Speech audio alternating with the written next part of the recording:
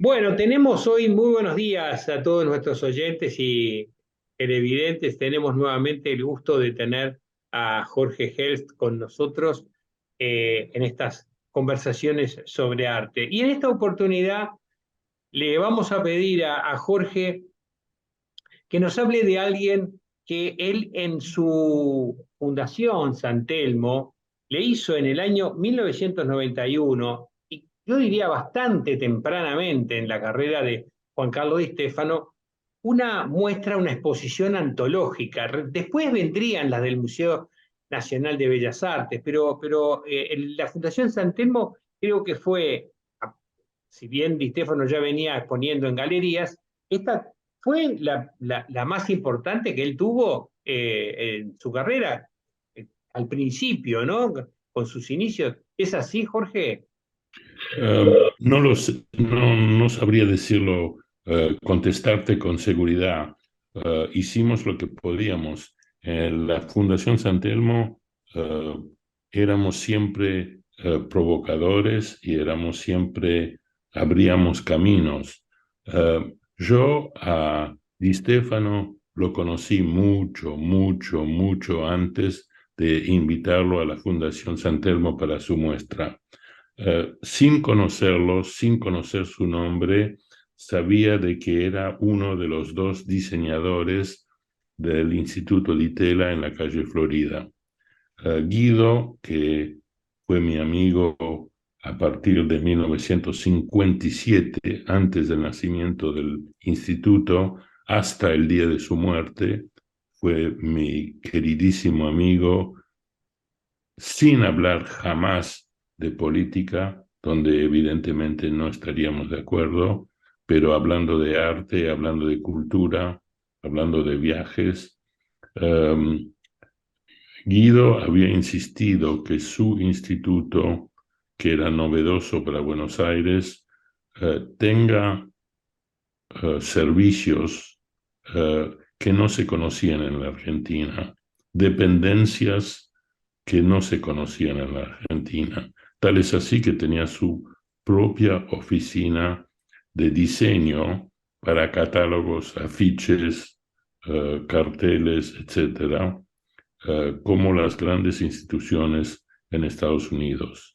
También tenían otros servicios que no vienen al caso de contestar tu pregunta, pero por ejemplo, tenía el servicio de extensión donde compré mi primera obra de arte, que era un Le Parc.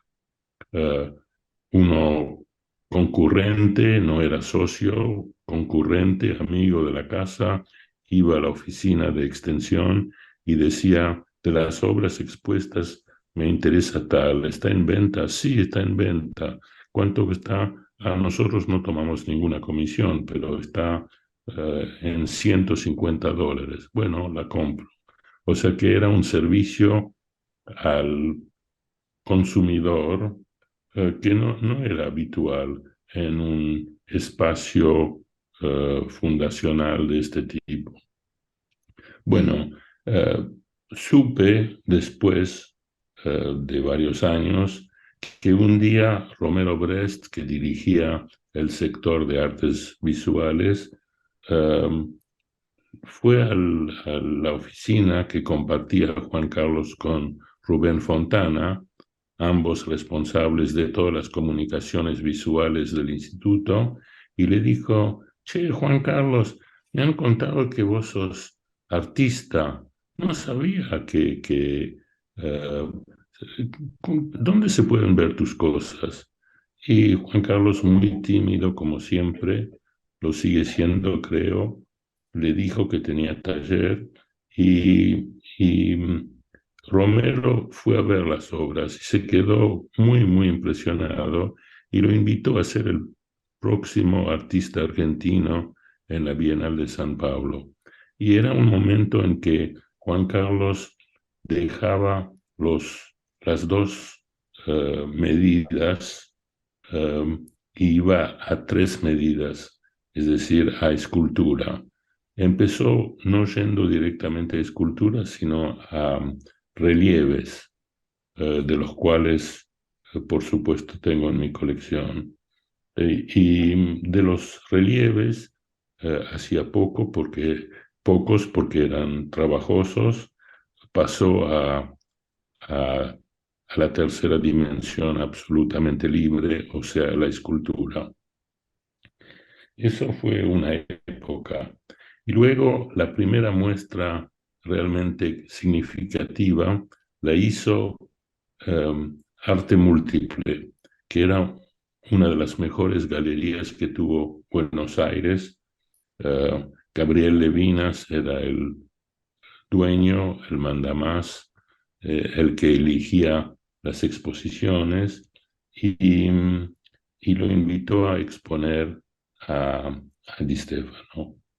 Y en esa época habían dos coleccionistas que empezaban realmente a actuar en forma coherente y seguida. Y era Marcos Curi y yo. Y sabiendo de que Marcos tenía muy buen ojo, como espero que tengo yo, siempre me ha servido mi ojo, era la advertencia que había recibido de mi padre: nunca te metas con artes visuales si no tenés primero un ojo. Aprender a tener un ojo es una cosa que uno puede aprender. Tiene que seguir tres caminos, que es mirar, mirar y mirar. Y siguiendo estos caminos y teniendo un poco de afecto y de interés por lo que uno está mirando, llega a tener un ojo. Y eso es una cosa que me ha seguido hasta hoy toda la vida. Y sabiendo que Marcos también tenía muy buen ojo y que el primero que llegaba, si se daba, iba a comprar la primera obra, la más importante, y dejar el resto para otros, me lo llamé a Levinas y lo fui a ver la mañana antes de la inauguración. Y efectivamente la muestra era bellísima, fuertísima, interesantísima, pero había una obra eh, fundamental, una obra que inmediatamente compré, que se llama Telaraña, y que después de muchísimos años en casa la vendí al Museo de Bellas Artes de Houston, en Texas. Y es una de las joyas de esa colección magnífica que hizo Mari Carmen Ramírez en Houston, que es la mejor colección de arte argentino fuera de la Argentina. Y, y bueno, después nos hicimos amigos, le compré otras obras, conocí a Griselda, su mujer, vi sus obras en el Di Tella y luego más tarde en otros teatros y, y bueno, nos hicimos muy amigos. Cuando la censuraron los militares a Griselda y decidieron emigrar, se fueron a radicar a Barcelona y con mi mujer de entonces, Marión, la madre de mis hijos, con quien estuve casado 40 años, los fuimos a visitar. Ellos estaban un poco solos, un poco huérfanos de amigos.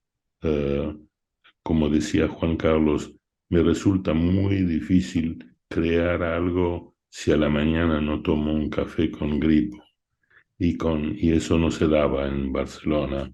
Así que los fuimos a visitar, pasar un par de días con ellos y, y bueno, yo creo que es uno de los grandes, grandes artistas que tuvimos en Argentina. Vive todavía, así que no debería hablar en el pasado, pero en lo que yo conozco de su producción, eh, hasta, hasta lo que llegué a ver, me parece un gran artista.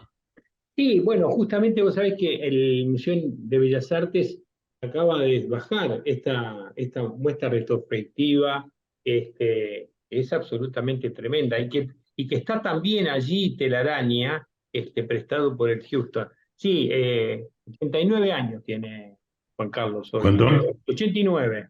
Sí, yo tengo 88. Así que están ahí, están ahí. Sí, sí. ¿Y cuáles son los highlights que para vos son marca y que te gustan de Juan Carlos? Muchos. No sabría nombrarlos y no me acuerdo necesariamente de los títulos de las obras, pero me acuerdo de las obras en sí. Había una obra que se me escapó, pero que adoraba, que era como una mampara, una pared y un, un hombre que trataba de huir eh, y que estaba saltando por encima de la pared, eh, con el cuerpo ya medio pasado de de la parte de más arriba de esa mampara, de esa pared. Y otras obras. eh, Hemos tenido en la colección también un- una figura masculina que están torturando, metiéndole la cabeza dentro del agua y otras. Así que sí, me resulta difícil recordar todos, sabiendo de que están lejos. Yo tengo conmigo en Montevideo un relieve, es decir, anterior a las esculturas, uno de los relieves sobresalientes, que es un- una cara eh, con distintos colores y, y que también me interesa muchísimo plásticamente. Es muy interesante cómo él fue incorporando objetos a la escultura epoxi, ¿no? Monedas, armas, eh, avisos de diarios, hasta libros, ¿no? Esa doble lectura que hay como en la profundidad de la obra de él, siempre aparecen otras lecturas, otros objetos para que llaman la atención. Sí, es cierto. Es muy libre en su forma de crear y la obra se beneficia de esa libertad. Jorge, también hay siempre, sobre todo en esta última exposición del Bellas Artes, está armada como con guiñadas que él le va haciendo a pintores que a él lo han impresionado, como Bruegel, o La Cámara, o Van Gogh, o Goya, o Pilimbergo, ¿no? Eh, ¿qué, qué, qué me decís de esa referencia que él va teniendo a sus maestros distantes? Yo creo que para un artista es la mejor manera de rendirle homenaje a quien quiera, por la importancia que ha tenido en su propia formación. Así que estoy totalmente de acuerdo y me parece que, eh, siendo Juan Carlos lo que es decir, un hombre de una enorme cultura, hace muy bien de utilizar este, este procedimiento para rendirle homenaje a quienes para él cuenta en el arte. Que es un hombre muy afable, ¿verdad? Un hombre de muy buen humor, Sí, ¿verdad? sí, sí. Que contrasta un poco con la visión de su obra, que es una visión de personas en general torturadas, sufrientes, como en un espasmo, con una situación de no poder escapar, ¿no? Es decir, hay una angustia que transmiten sus personajes. Sí, bueno, él, por su carácter, por sus antecedentes, sufrió mucho de la limitación de la libertad. Eh, a la pareja les afectó horrorosamente de que las obras o que una obra de Griselda fuera censurada y que le prohibieron mostrarla en el Teatro San Martín. Eso era una cosa intolerable y que los llevó a irse del país y radicarse por unos años en Barcelona. Por suerte, también, por supuesto, sufrió del ambiente general. eh,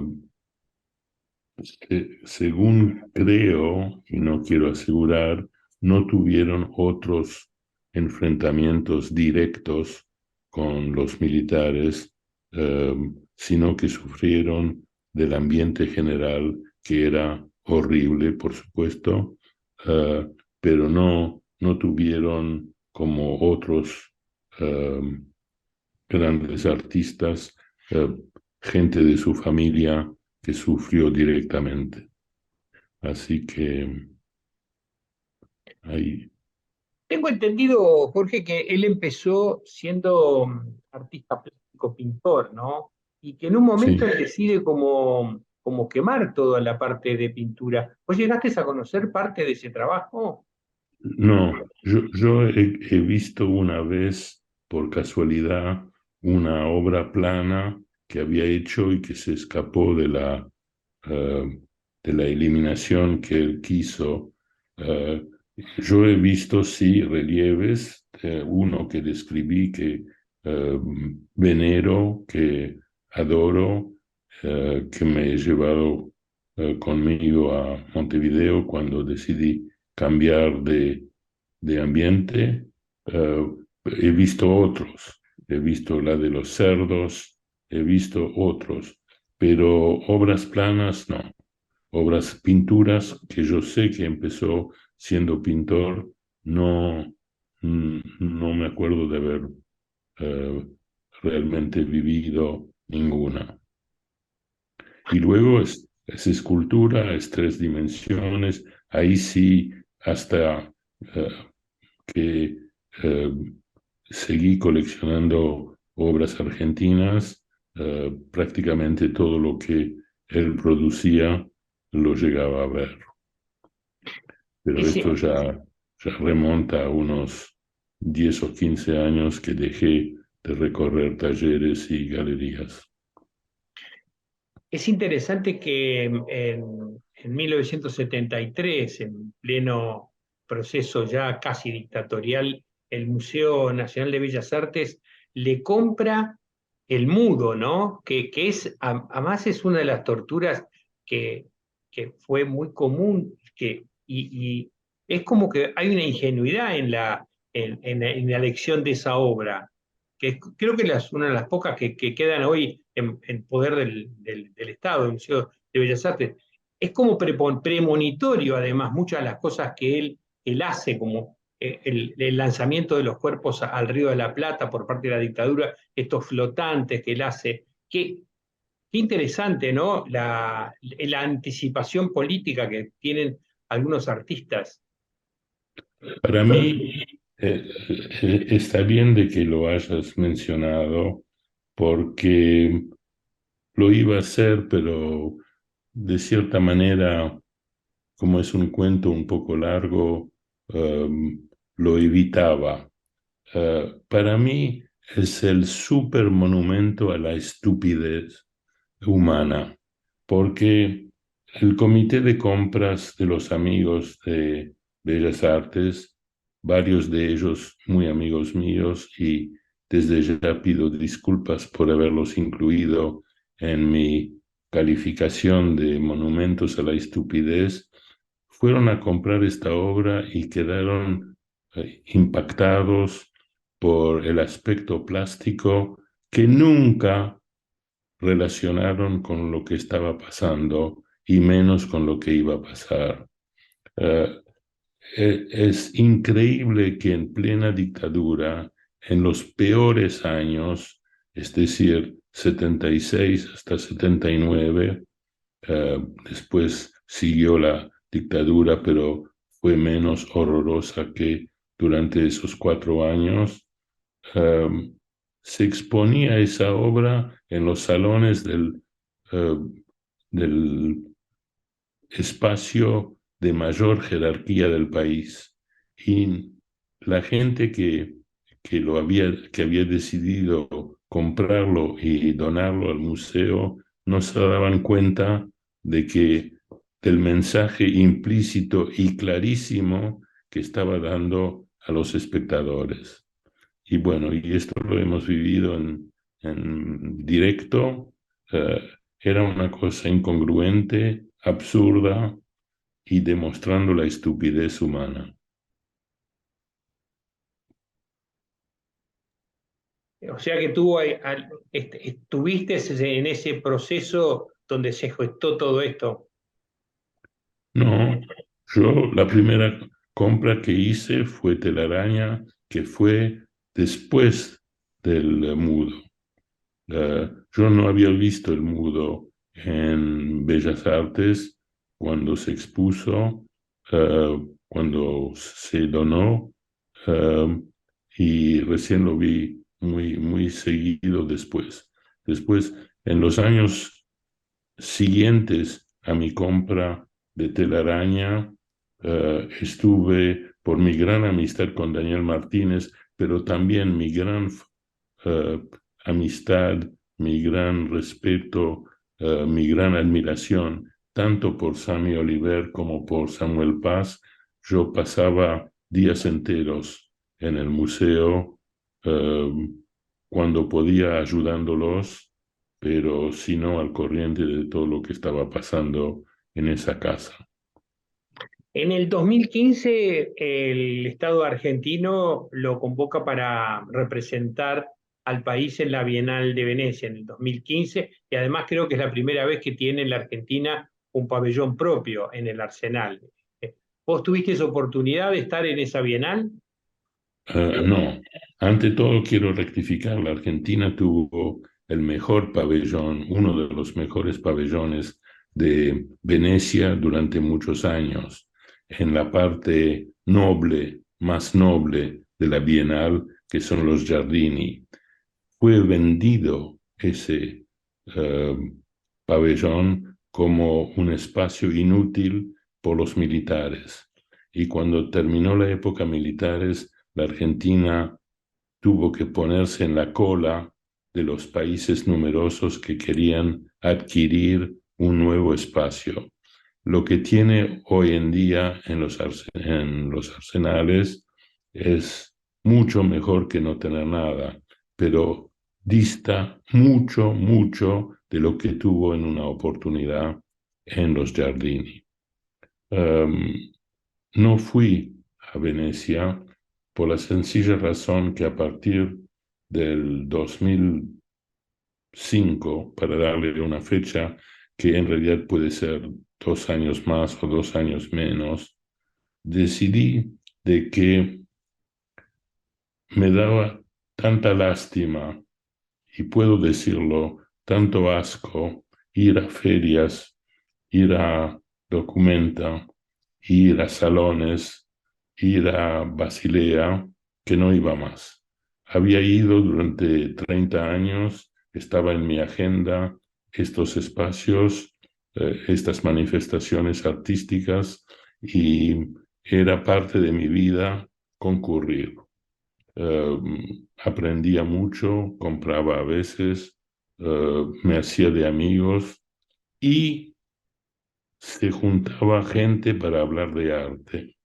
Y me di cuenta, repito, los años no son exactos, pero alrededor del año 2000, 2002, 2005, que no se hablaba más del arte, se hablaba de dólares, se hablaba de inversión, se hablaba de cuánto iba a subir, se hablaba, y eso no me interesa para nada, para nada, para nada, más bien me da asco. Y decidí la mejor forma, el mundo no va a cambiar por mi actitud, sino yo no voy a cambiar por la mía tampoco, no voy más.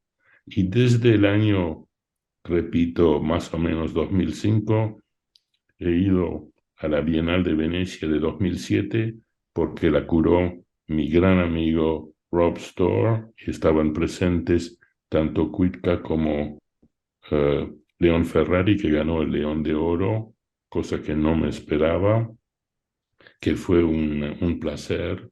El resto de la Bienal ni la recorrí. Y fui hace más recientemente a, a Documenta por invitación de Marta Minujín, e inclusive fui narrador honorario, por supuesto, de la película que se filmó sobre ella y sobre su obra.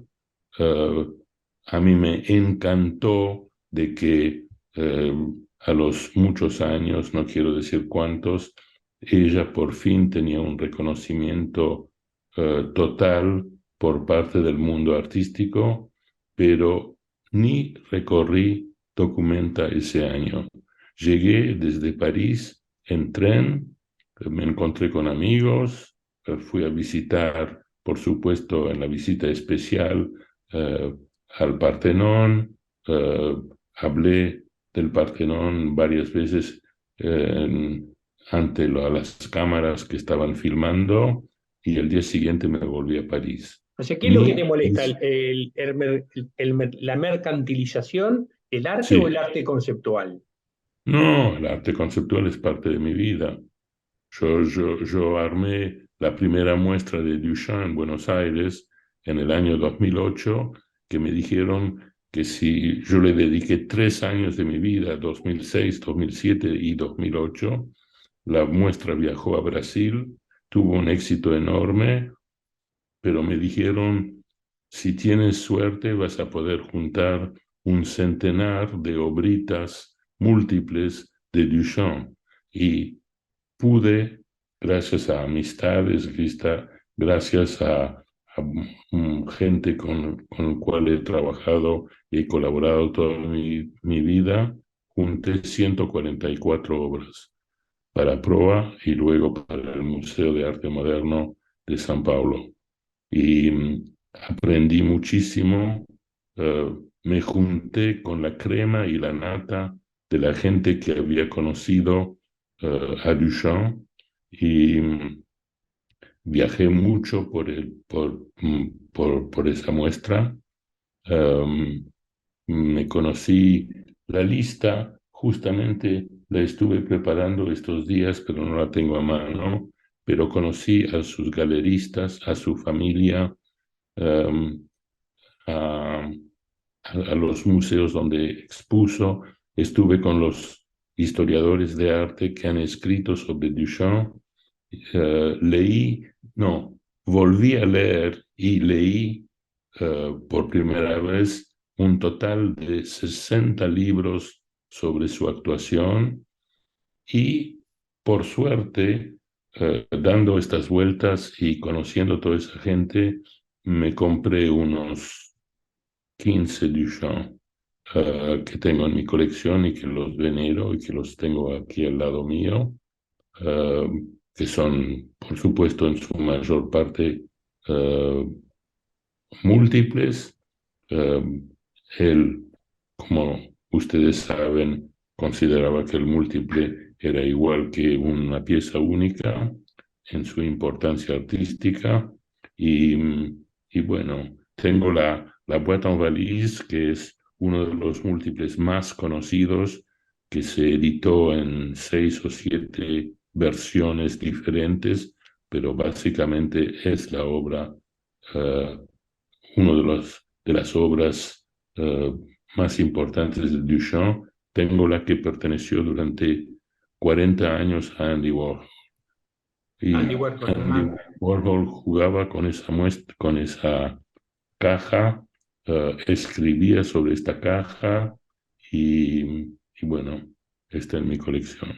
Bueno, Jorge, evidentemente ya no, ya te estamos invitando para la semana que viene a hablar de Duchamp, obviamente. Así que bueno, Sí. prepárate que de eso vamos a hablar el jueves que viene. Sí, muchas gracias Lo, por este encuentro, ¿eh? no, lo que quiero agregar es que para preparar el público eh, con la novedad que es Duchamp, armé una conferencia que dura poco menos de una hora y esa conferencia me la pidieron 31 veces antes de que empezáramos la muestra. La di en Rosario, la di en escuelas en Buenos Aires, la di en el museo, la di en fundaciones, Luego la traduje al francés, la di ante coleccionistas franceses en París, la di en los museos franceses y luego la traduje en inglés y también la presenté numerosas veces. Así que eso Estamos es hechos, Duchamp entonces. con Jorge. Genial, genial, genial. Buenísimo, entonces. Jorge, muchas gracias por este encuentro, que tengas una excelente semana y la semana que viene entonces nos encontramos con Duchamp. Ok, que tengan una buena semana. Gracias.